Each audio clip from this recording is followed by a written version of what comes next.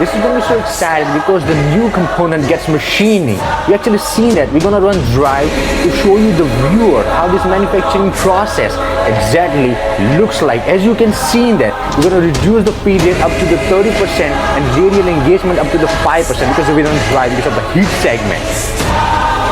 Because we refuse to comply just being an average. We are the faster than ever because we are the next generation machinist.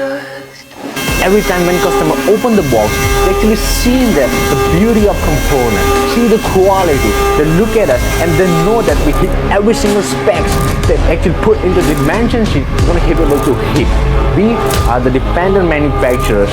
Every time, whenever designer, whenever customer, they actually come to the shop, the product they think of, the design they think of, the problem they're facing with, we actually discuss briefly what we carry. We're going to briefly discuss about the material, which kind of the specification, specific area. We're actually going to use this component. And then we have to discuss and we bring all those things alive. We machine it and we bring this into the real world.